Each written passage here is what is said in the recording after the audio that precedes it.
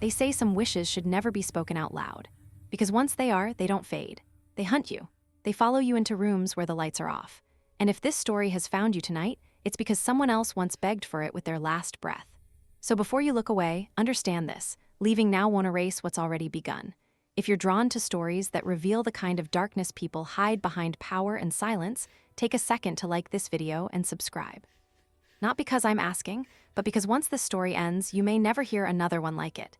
Everyone in Seoul's underworld knew the name Kang Yi-min, even if they pretended they didn't. He wasn't loud. He didn't threaten. He didn't need to. When his name was mentioned, conversations stopped. Deals changed. People disappeared quietly. He controlled ports, nightclubs, construction firms, politicians who smiled on television and bowed in private. They called him the chairman, but behind closed doors, he was something closer to a ghost, always present, never fully seen, and now he was dying. Cancer doesn't care about power. It eats the same way no matter how many men you command. Yi Min lay in a private room on the top floor of his guarded estate, breathing through pain he refused to show. His body was failing, but his mind was still sharp enough to know the truth. He had weeks, maybe less, and the one thing he never allowed himself to want was suddenly all he could think about: a clean ending. No heir, no wife, no one who had ever loved him without fear. His life had been violence and control, but death stripped him down to something small and unfinished. That's when he asked for her. Her name was Amara. She arrived in Seoul 2 years earlier from West Africa with a church letter, a borrowed suitcase, and a belief that hard work could save her. It didn't. Seoul swallowed her quietly. She cleaned houses by day, served tables by night, and slept in a room no bigger than a closet. People looked through her like glass. Black, foreign, female, invisible. When the agency told her a wealthy family needed a live-in maid, she didn't ask questions. She couldn't afford to. The house wasn't a house, it was a fortress. Cameras, armed men who never smiled, silence that pressed against her chest. She was told only one rule: do your job, don't speak unless spoken to. The first time she saw Kang Yi-min, she almost didn't recognize him as the man she'd heard about in whispers. He looked smaller, thinner, but his eyes stopped her in place. Not cruel, not kind, just searching, like a man already halfway gone. She cleaned his room, brought his meals, changed his sheets while he pretended not to watch her hands tremble. Days passed, then weeks. He spoke little, but when he did, it was never to command. It was to ask, "Where are you from? Do you miss home? Are you afraid here?" She told him the truth. Yes. One night when the pain medicine wore off and the guard stood farther back, he asked her to sit. She hesitated. No one sat near Kang Yi-min unless ordered. His voice was weaker than she expected. "Do you believe a life can be wasted?" he asked. She didn't know the right answer, so she gave the honest one. "I think some lives are spent surviving instead of living." He smiled for the first time, a small, tired smile. "Then we are the same." That night he told her everything. Not the details, the weight, the blood, the choices made when there was no way back. And then he told her what he wanted, not demanded, wanted. "I don't want to die without knowing what it feels like to leave something human behind." She understood before he finished. Her breath caught. Fear rushed in first, then disbelief, then anger. But beneath all of it was something she hated herself for feeling: pity. He didn't touch her, didn't move closer, just waited. "If you say no," he said quietly, "you will walk out of this house untouched, paid, protected. And if I say yes," she asked, "then you will carry the only thing I was never able to create: innocence." She didn't answer that night. She prayed until morning, thought of her mother, her empty future, thought of this man who had destroyed so much and yet looked terrified of dying alone. When she finally spoke, her voice barely worked. "Yes." From that moment, everything changed. The guards watched her differently. The house felt tighter. Eyes followed her steps. The act itself was quiet, almost clinical. No romance, no promises, just two people sharing something neither of them fully understood. But when it was done, Yi-min cried. Silent tears he wiped away before anyone could see. "You didn't save me," he told her. "You saved what comes after me." She became protected and hunted at the same time. The inner circle knew, and they hated her. A foreign maid carrying the chairman's final wish. The woman who could rewrite everything. Accidents were planned, whispers spread. One drink tasted wrong, one stair-step cracked too easily. Yi-min noticed it all. "You will leave," he said one morning, blood on his handkerchief. "Tonight," she shook her head. "You'll die alone." "I was always alone," he replied. "But you don't have to be." The escape was violent. Cars, gunfire. A loyal man bleeding out on asphalt so she could run. She screamed his name once, then forced herself forward. She never saw Yi-min again. He died before sunrise. The city shifted. Power froze. Lawyers moved. And far away, Amara sat alone, one hand on her stomach, feeling something small and alive move for the first time. Years later, she tells her child pieces of the truth. Not the blood, not yet. Sometimes she wonders if love can really break a cycle or if it only delays it. This story was preserved quietly, the way dangerous truths often are, inside Seoul's secret chapters. Now I want to ask you something. If you were her, would you raise the child far from his father's shadow, or tell him who he really is and let him choose his fate? Share this story. Leave your answer in the comments. And if you stayed until now, you already understand why some wishes never die. The child grew faster than she expected, as if time itself was in a hurry to catch up with what had been delayed. Amara named him Elijah, a name that carried no trace of Seoul, no echo of the blood-soaked empire his father left behind. They lived quietly in a coastal city far from Asia, where faces changed every day and nobody asked questions if you paid your rent on time and kept your head down. She worked at a small clinic, cleaning rooms, wiping surfaces, learning how to disappear again. But this time, disappearing felt like protection, not defeat. Yet some nights, when Elijah slept with his fist curled tightly around the fabric of her shirt, Amara would sit on the edge of the bed and feel it. That pull. That invisible thread stretching across oceans and years, tugging at something she could not cut. Kang Yi-min was dead, but his world was not. Worlds built on power never vanish. They wait. Elijah was 7 the first time she noticed it. The way he watched people. Quiet, focused, not fearful but measuring. A man raised his voice at the market once, and Elijah stepped slightly in front of her without realizing it, his small body tense, ready. Amara's heart dropped. She knelt and pulled him close, kissed his hair, told herself it was nothing. Children copy what they see, she said. He had only seen her struggle, but he had never seen violence, never seen power. At 10, he asked about his father, not the soft questions children ask, but a sharp one delivered calmly. Did he matter? She froze. That night, she opened the box she had buried in the back of the closet. Inside were documents she had never read fully, written in a language she had learned just enough of to survive. Bank records, trusts, names crossed out in red ink, and one letter, sealed and yellowed, written in careful handwriting. Amara, if you're reading this, then I was right. He's asking questions. She sat on the floor and cried quietly so Elijah wouldn't hear. Yi-min had known. He had always known this moment would come. Letter was not long. He didn't apologize. He didn't explain.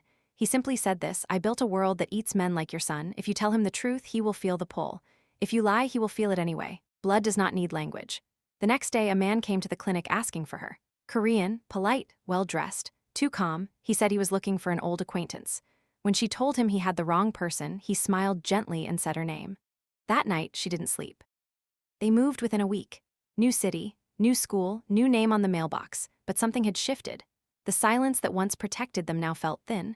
Fragile, Elijah grew quieter, stronger. He learned fast, too fast. Teachers praised him. Other children avoided him without knowing why. On his 13th birthday, she finally told him part of it, that his father had been powerful, that he had hurt people, that he had also loved him before he was born. Elijah listened without interrupting.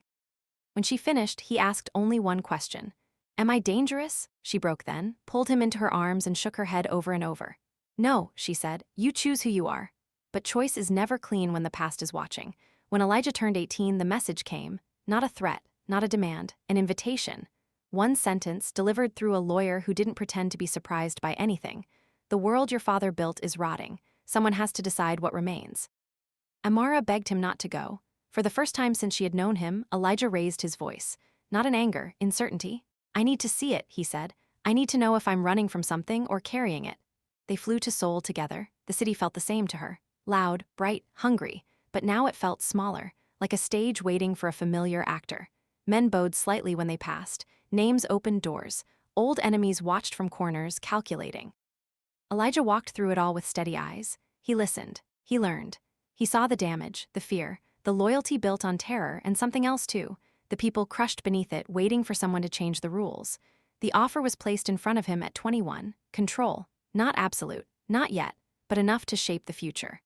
Amara watched him that night as he stood by the window of the same estate where his father had died, lights of Seoul burning below like a living thing. I could destroy it, he said quietly, or I could try to fix it. She said nothing. She had learned long ago that love doesn't mean control.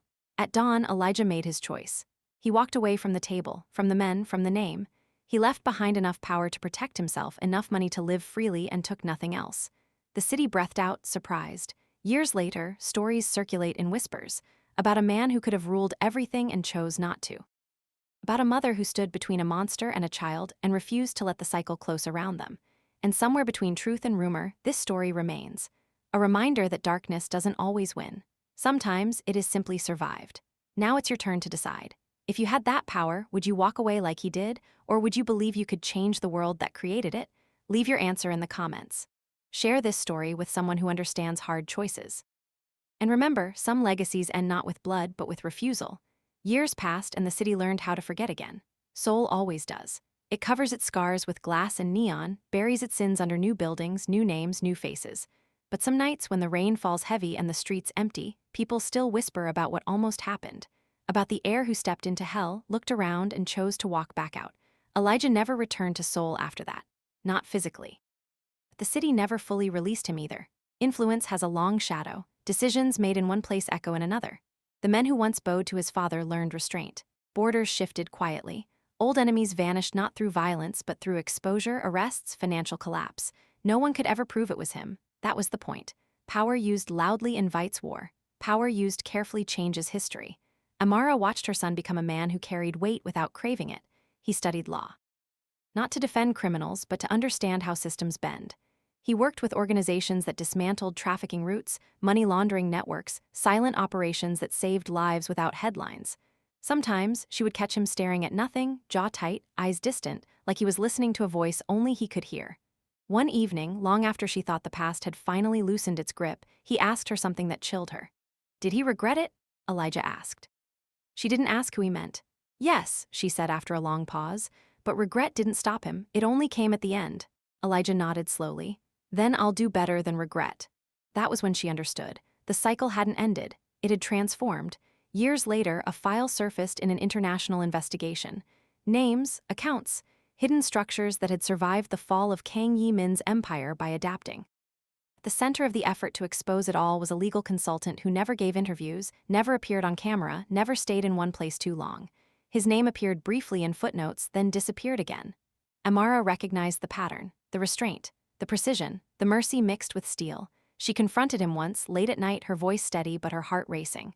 You promised you wouldn't go back. I didn't, Elijah replied calmly. I just chose a different battlefield. That night she realized something painful and strangely beautiful. You cannot erase where someone comes from, but you can decide what they become. Elijah married later than most, loved carefully, chose someone who didn't ask about his past, only about his values. When they had a child, a daughter, Amara watched him hold her with a tenderness that broke something open inside her. No fear, no ambition, just presence. And when the girl grew old enough to ask about her grandfather, Elijah told her the truth. Not the myth, not the monster. The man who failed, the man who tried too late, the man whose last wish had been fulfilled not through power but through choice. Some stories don't end loudly. They fade into the lives they quietly reshape. This one survives in fragments, in whispers, in the spaces between what happened and what almost did. A reminder that even in worlds built on violence, one decision can bend the future away from blood.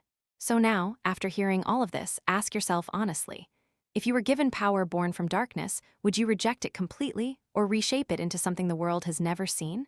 That answer says more about you than you think. Time did what it always does. It softened the sharpest edges but left the shape of everything intact. Amara grew older quietly. Her hands, once rough from cleaning floors, now carried the calm of someone who had survived what should have destroyed her. She never returned to Seoul. She never needed to. The city lived in her memory like a scar that no longer bled but still ached when the weather changed. Some nights she dreamed of that estate, of long hallways and watching eyes, of a man dying slowly while holding on to the last thing that made him human. She always woke before the dream ended. Elijah never spoke of his father unless asked, not out of shame but out of discipline. He understood something most people never do, that stories have power. And power, if handled carelessly, poisons everything it touches. There were moments, though, when the weight pressed down on him, when he sat alone in his office long after midnight, reading reports of lives ruined by systems his father once fed. And he realized that no matter how far he walked away, the consequences of that empire still reached people who had never heard the name Kang Yi-min. Those were the nights he questioned himself. Not his choice, but its cost. Could walking away ever be enough? One winter, a message arrived through channels he had hoped were permanently closed.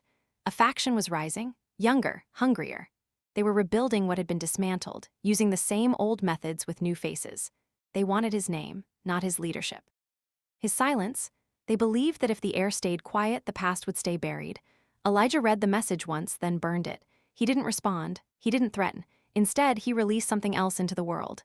Information. Clean, precise, timed perfectly.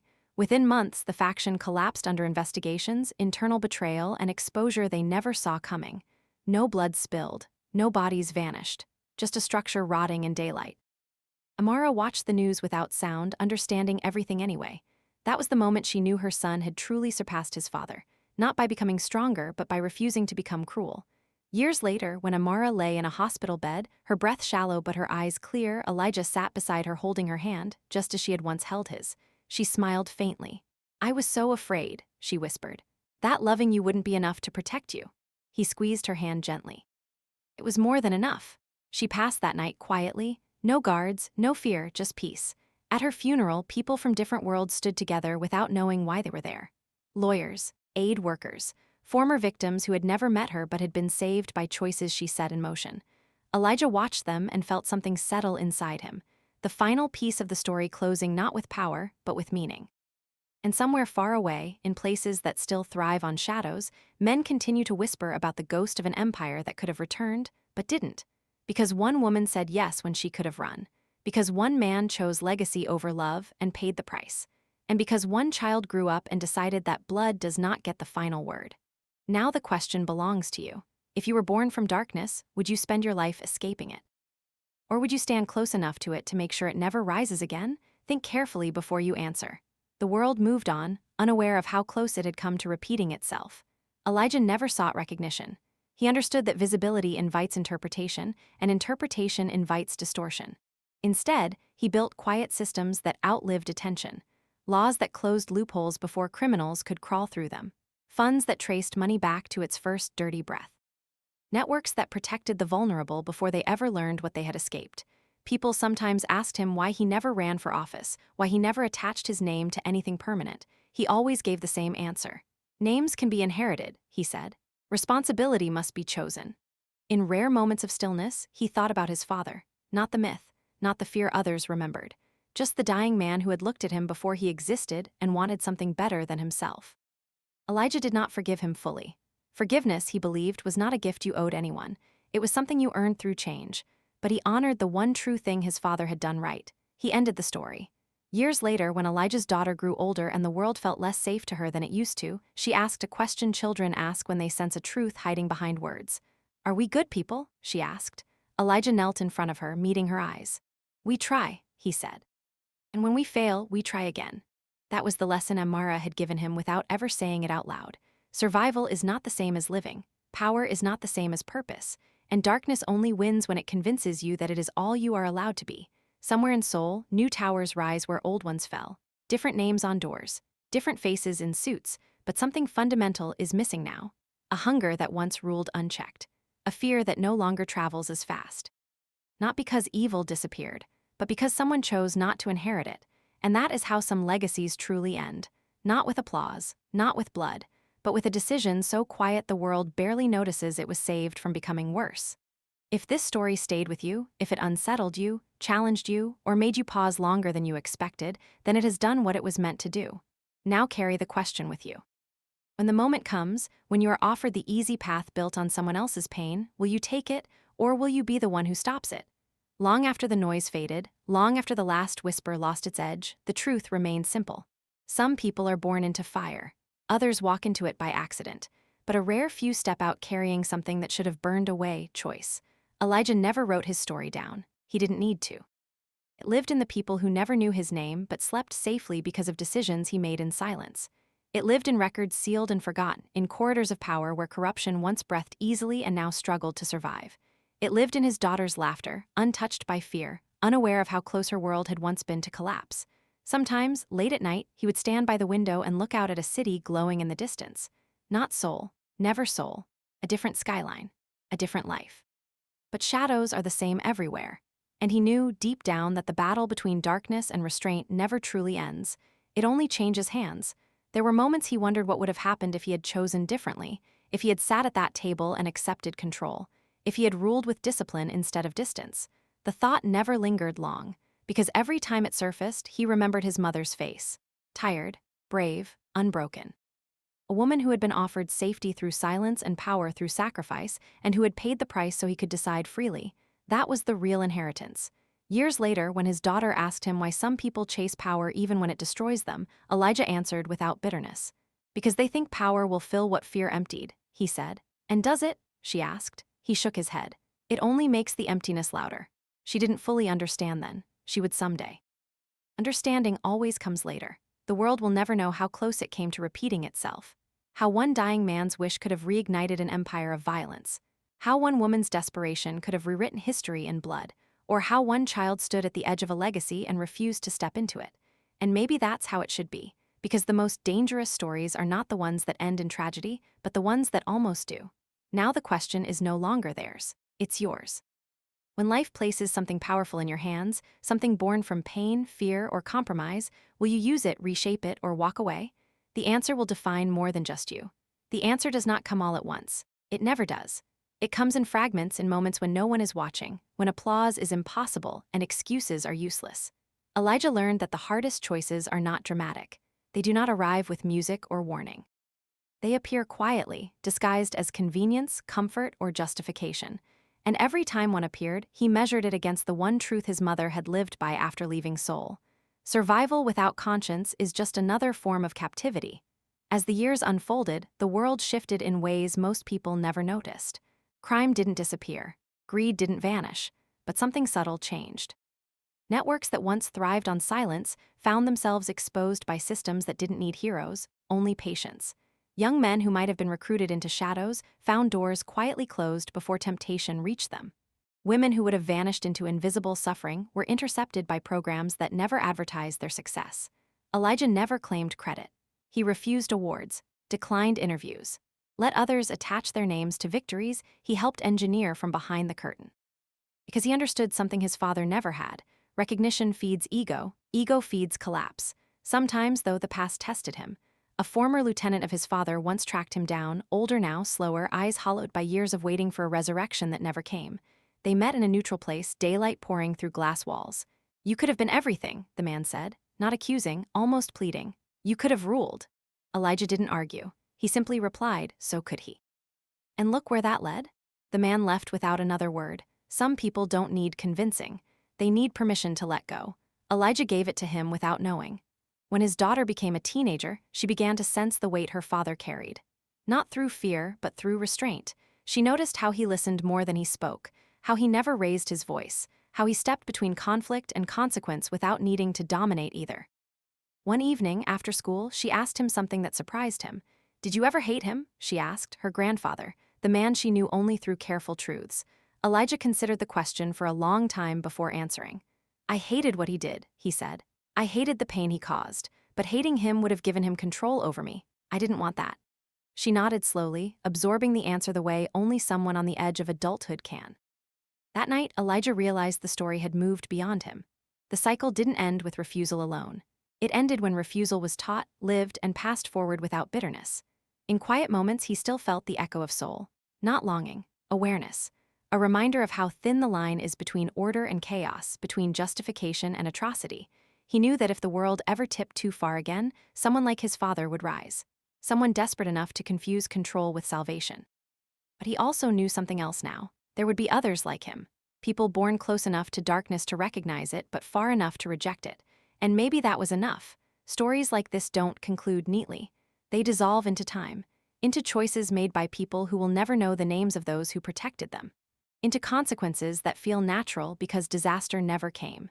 If you've stayed with this story until now, it's not because of violence or romance or power.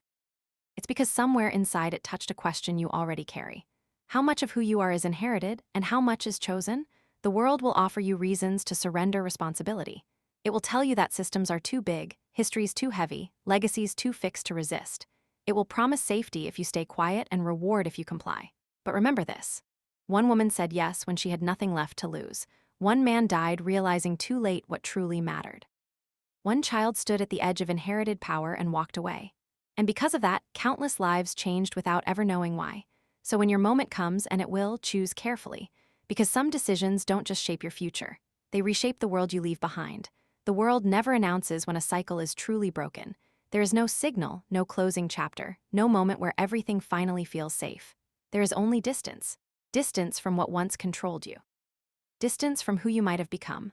Elijah felt that distance most clearly on ordinary days, days without crisis, without urgency, days where nothing needed to be decided. Those were the moments his father would never have survived. Kang Yi-min had needed tension the way others needed air. Silence would have crushed him, but Elijah learned to live inside it. He built routines, morning walks, shared meals, listening more than speaking, teaching his daughter not through lectures but through example. She learned that strength didn't require intimidation. That certainty didn't need volume. That fear loses its grip when you stop feeding it attention. Every now and then, a reminder surfaced, a name in an international report, a familiar pattern buried inside a new operation, the past knocking softly, checking if the door was still unlocked. Elijah always answered the same way. He exposed, redirected, neutralized, without rage, without pleasure. He refused to become emotionally invested in destroying what his father had built, because obsession was how empires survived their creators. Amara had once told him something during a rare moment of honesty, long before she died. "If you fight the darkness every day," she said, "make sure you don't start needing it." Those words stayed with him. There were opportunities he declined that others would have killed for. Seats at tables that promised influence beyond imagination. Invitations framed as responsibility, dressed up as destiny. He refused them gently, consistently. Over time, people stopped asking, not because they understood him, but because they sensed he could not be bent. His daughter noticed that too. When she was old enough to understand history, she read about organized crime, about how power concentrated in shadows always devoured itself eventually. She looked up from her book one evening and asked, why didn't anyone stop them sooner? Elijah thought of his father, of Amara, of himself standing in that house in Seoul, listening to men who believed the future belonged to whoever grabbed it hardest. Because stopping them required someone to give up winning, he said. She frowned. That doesn't make sense. It will, he replied softly. Years passed. She grew into someone who asked difficult questions and didn't accept simple answers, someone who challenged systems instead of submitting to them. Elijah watched her from a distance, careful not to shape her too tightly. Freedom mattered. He knew that better than anyone. One evening, she came home late, eyes bright, voice shaking with a mixture of anger and excitement. She had confronted a teacher who abused authority. She had reported it, faced consequences, lost friends, but she had done it anyway. Did I do the right thing? She asked. Elijah didn't hesitate. Yes. Even when it costs you, he wanted to say, especially then. And in that moment, something finally settled. A quiet certainty that the chain had not only been broken, but replaced with something else entirely. Not innocence, not purity, but awareness, choice, courage without cruelty. Somewhere far away in places that still worship power, men continued to rise and fall, names changed, methods evolved, but the hunger remained the same. And yet the world was slightly different now, harder to control, easier to expose, less patient with silence. That wasn't an accident. It was the echo of one woman's decision, carried forward by a child who refused to inherit fear. Stories like this are rarely told because they don't glorify domination. They don't reward violence with victory. They don't offer the satisfaction of revenge. Instead, they leave you with something more uncomfortable. Responsibility. If you have listened this far, then you already know this was never just a story about a mafia boss, or a maid, or a child born into danger. It was about the moment every human faces sooner or later. The moment when the world hands you something heavy and asks what you plan to do with it. Will you pass it on unchanged? Will you use it to protect yourself alone? Or will you absorb the cost and end it? There are no witnesses when these choices are made. No applause, no reward, only consequences that unfold quietly over years. That is why most people never talk about them. And that is why this story ends the way it does. Not with an explosion, not with a throne reclaimed or destroyed, but with a man walking away from power, a woman choosing life over fear, and a future that exists only because someone refused to repeat the past. Now the rest is up to you. There is a strange silence that follows a life lived deliberately. Not empty, not lonely, just clear. Elijah learned to recognize it the way sailors recognize calm water after a storm. It was the sound of nothing chasing him anymore. He never told his daughter everything. He didn't need to. Some truths lose their power when spoken too early. Instead, he taught her how to think, how to pause before reacting, how to question who benefits when fear is introduced into a conversation, how to recognize manipulation even when it arrives wearing kindness. She learned faster than he expected. One afternoon, years later, she brought home an assignment about moral responsibility. The question written at the top of the page was simple, almost childish. Is a person responsible for what they allow, even if they do not cause it? She placed the paper in front of him without speaking. Elijah read it twice, then a third time. He didn't answer immediately. He went to the kitchen, poured 2 glasses of water, and sat across from her. "Yes," he said finally, "but responsibility doesn't mean punishment. Sometimes it means refusal." She studied his face, searching for something deeper. "Is that what you did?" He nodded. "Every day." That night after she went to bed, Elijah stood outside and looked up at the sky. No city lights, no noise, just stars, indifferent and endless. He thought of Amara, of the young woman who had entered a fortress with nothing but fear and left it carrying a future. Of the choice she made not because it was right, but because it was necessary.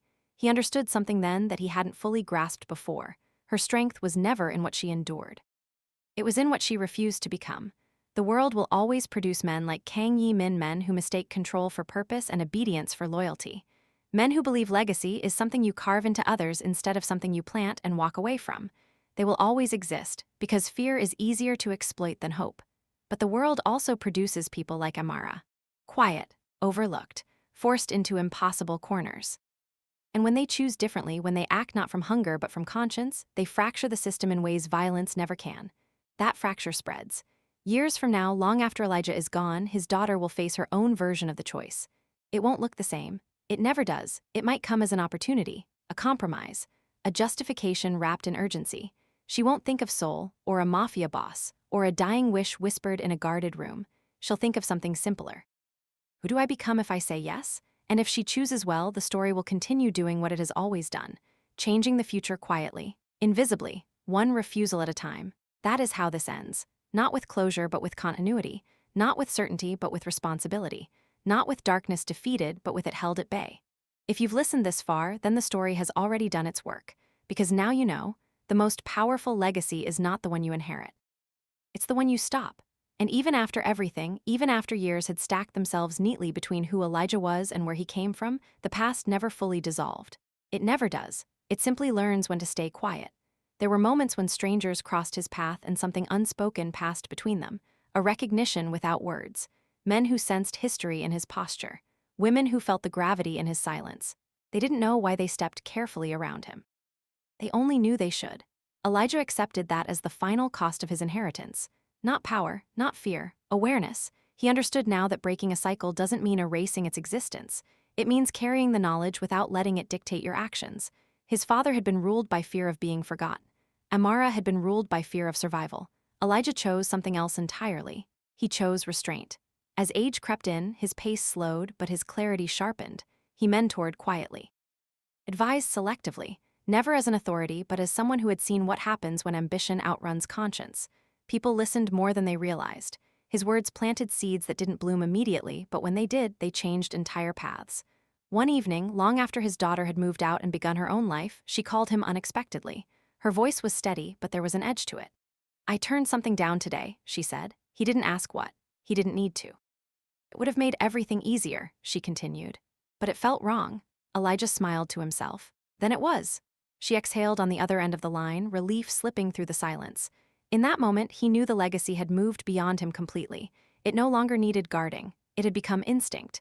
When Elijah eventually died, there were no headlines, no investigations, no power shifts, just a quiet passing in a room filled with light. His daughter held his hand the way Amara once held his, and he left this world without fear, without regret, without unfinished business. The systems he helped build continued working without his presence. That was intentional. Anything that collapses without its creator was never meant to protect anyone.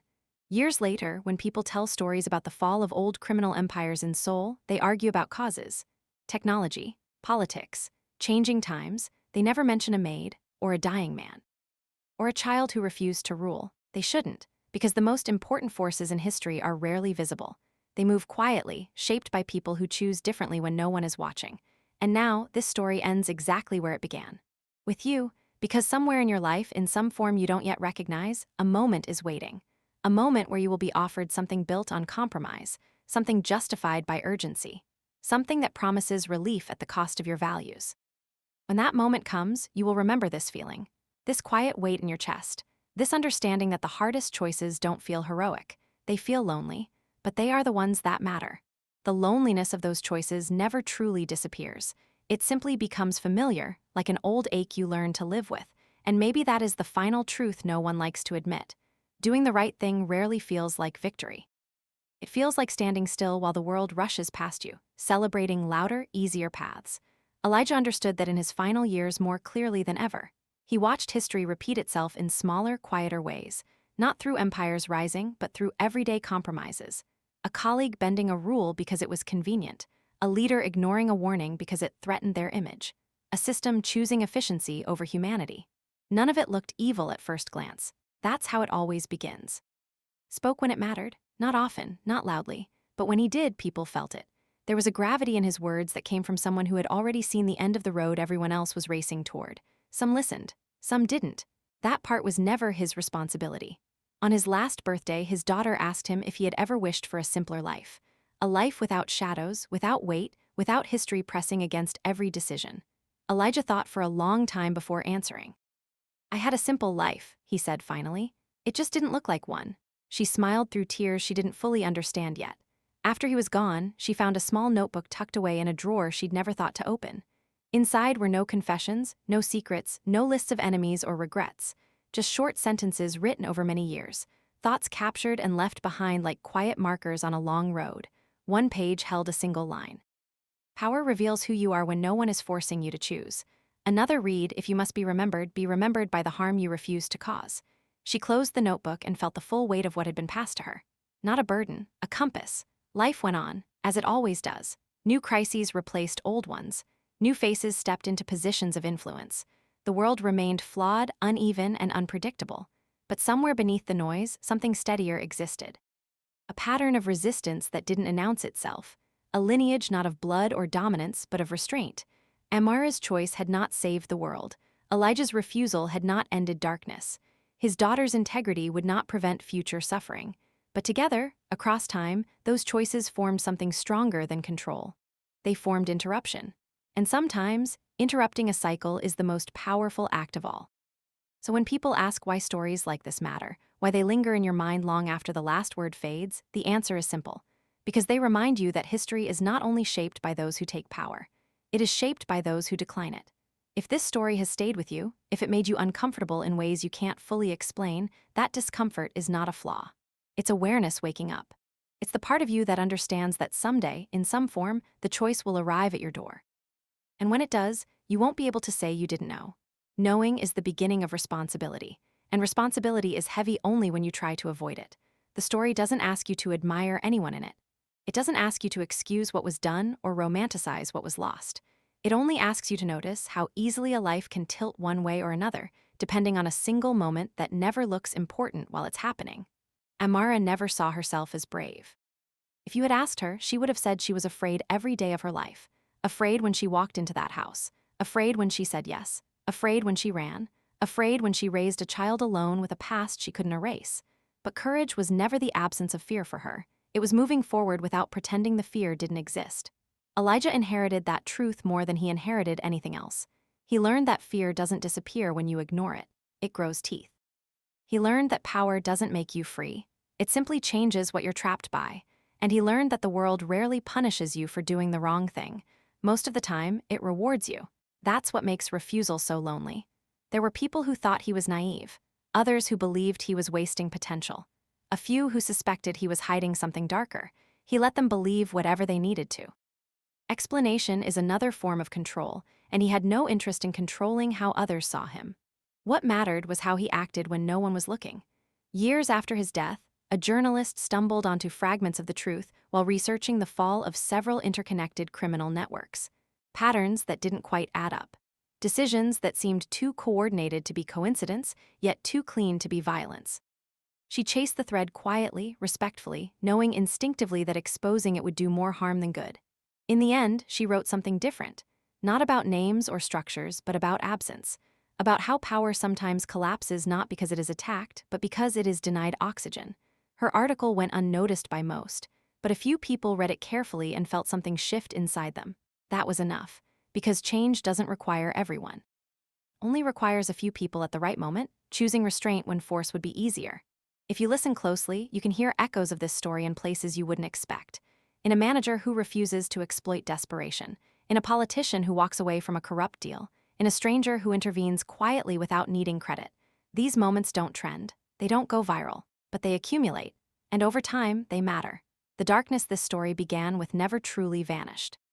It learned, adapted, waited, darkness always does, but so does conscience, so does memory, so does the quiet inheritance of people who refuse to let pain be the final author of their lives. You may never face a choice as dramatic as the ones in this story. It may arrive smaller, more ordinary, a sentence you don't speak, a line you don't cross, a benefit you turn down when no one would blame you for taking it. Those are the moments that define who you become.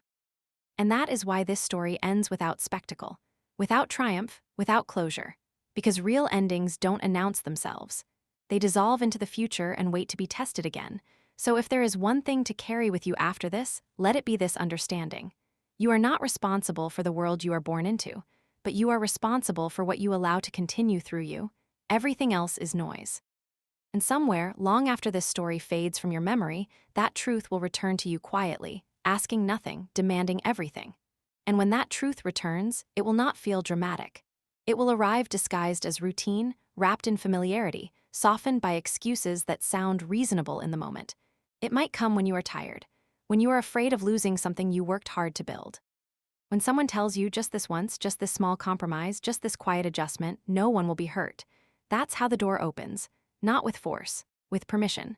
Elijah understood that permission is the most dangerous thing a person can give. He used to say to no one in particular that evil rarely demands loyalty. It only asks for silence. And silence, given often enough, begins to feel like peace. That is how people convince themselves they are neutral while standing knee-deep in damage they helped normalize.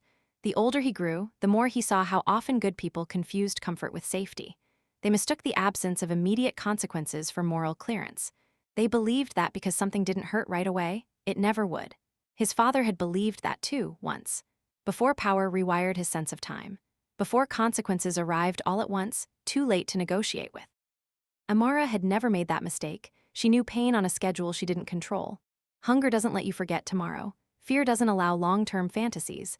Survival sharpens your understanding of cause and effect. That was her gift to her son, even if she never named it as such. Elijah's daughter inherited a different world, but the same test. The packaging changed. The language softened. The stakes were framed as abstract, efficiency, progress, necessary trade-offs. She learned early that whenever someone says necessary, they usually mean convenient for themselves. She carried that awareness into her own life, into rooms where decisions were made quickly and consequences delayed. She didn't always speak first, but when she did, people listened. Not because she was loud, but because she was precise. She asked questions others avoided. Who pays for this? Who benefits? Who isn't in the room? Sometimes the room grew uncomfortable. Sometimes she was dismissed. Sometimes she was thanked quietly afterward by someone who wasn't ready to speak yet. That was enough. The legacy continued, not as a line of authority, but as a pattern of interruption. A refusal passed hand to hand without ceremony. A reminder that even when systems feel immovable, they are still made of choices. Years later, long after everyone directly involved was gone, a young person would stumble across a half-forgotten account, a rumor, a fragment of truth that didn't quite add up. They would feel the same pull you felt when this story found you. The same unease, the same curiosity, the same quiet question forming beneath the surface, and the cycle would face interruption again, because stories like this don't end. They rest, they wait. They resurface when someone needs them, not to entertain but to warn, not to inspire but to clarify. If you're still here listening, then the story has already done what it came to do. It has placed a mirror in front of you and stepped aside. You don't need to be powerful to matter. You don't need to be perfect to choose well. You don't need permission to refuse what you know is wrong. That is the inheritance that cannot be stolen, corrupted, or buried. And when the moment comes, when you feel that familiar pressure to look away, to stay quiet, to accept what should not be accepted, remember this. The world changes most when someone ordinary decides not to cooperate with harm. Everything else is just noise. And noise is exactly what the world uses to drown out conscience. It keeps you busy, distracted, overstimulated, so that when the important moment arrives, it feels small, almost invisible. A form you don't question, a policy you don't read carefully, a joke you don't challenge, a decision you tell yourself isn't really yours. That is how responsibility slips through people's hands without resistance. Elijah used to think about that often in his later years. How his father's empire hadn't been built only by brutality, but by thousands of tiny permissions granted by people who wanted to keep their jobs, their safety, their comfort. People who told themselves they were just doing their part, just following instructions, just surviving. Amara had survived too, but she never surrendered her inner line. That was the difference. She had crossed oceans, languages, humiliation, hunger, and fear, yet somehow kept one thing intact. The ability to say no when yes would have erased her, even when yes promised safety, even when yes promised escape. That is why Elijah never worshipped his father's power, and why he never pitied him either. Pity would have been another excuse, another way of looking away. Instead, Elijah chose awareness. Awareness is heavy. It doesn't let you rest easily. It forces you to see patterns instead of isolated events, causes instead of just outcomes, and once you see them, you can't unsee them. That is why so many people prefer not to look too closely. But awareness also gives you something rare: choice. Not the kind of choice advertised as freedom, but the quiet, uncomfortable choice to interrupt harm even when it costs you something, especially when it costs you something. In the end, that was the true inheritance passed down through this story. Not money, not influence, not protection, but the discipline to pause and ask, what happens if I agree to this? Elijah's daughter carried that discipline into a world that desperately tried to make her forget it. She saw how easily language could soften cruelty, how quickly urgency could be used to silence doubt, how often people were pressured to act now and think later. She didn't always win. Sometimes harm happened anyway. Sometimes the system moved faster than conscience. But she never became numb, and that mattered more than success, because numbness is how cycles survive. Years from now, someone will face a choice that feels impossibly personal and strangely familiar. They won't remember this story word for word. They won't recall names or places, but they will remember the feeling. The quiet insistence that something is wrong, even if everyone else seems fine with it. That memory will be enough. Stories like this are not meant to end with satisfaction. They are meant to linger. To leave behind a question that doesn't have a single answer, only a responsibility that renews itself over time. So if you are still here, still listening, still carrying this with you, then the story has reached its true ending. Not on this screen, not in these words, but in the next moment where you are tempted to stay silent. And when that moment comes, remember this. Someone before you chose differently, even when it was terrifying, even when it was lonely, even when it would have been easier to comply. Because of that, the future bent just slightly away from violence. That is how real change happens. Quietly, reluctantly, one refusal at a time. And so this is where it ends. Not with answers neatly tied together, not with justice perfectly served, not with darkness erased from the world. It ends with awareness. Because the truth is, the story was never really about a mafia boss, or a dying wish, or even a child born into danger. Those were only the shapes the lesson took so it could reach you. The story was always about the moment that waits quietly in every life. The moment when no one is forcing you, when no one is watching closely, when the choice feels small enough to ignore. That is the moment that defines everything. Amara never became powerful in the way the world understands power. She never ruled, never commanded, never controlled, but she did something far more difficult. She refused to let fear decide who she would become, and because of that refusal, a line was broken. Not dramatically, not publicly, but permanently. Elijah never became what he was born to be. He became what he chose to be, and that choice rippled outward in ways no empire ever could, quietly saving lives that would never know his name, closing doors that would never be missed, ending stories before they could turn violent. His daughter and those who come after her will never fully understand what was prevented. They won't need to. The safest futures are built on dangers people never have to face. And you are here now at the real ending of this story. Not because you watched until the end, but because someday you will stand where they stood, with pressure on one side and conscience on the other. When that day comes, remember this feeling. Remember that the hardest thing you may ever do is walk away from something that promises safety, power, or relief at the cost of who you are. You don't need to be brave every day. You don't need to fight the world. You don't need to be perfect. You only need to refuse the moment that asks you to become someone you would not respect. That is how cycles end. That is how darkness is held back. That is how ordinary people quietly change the future. This is the end of the story. And the beginning of the choice.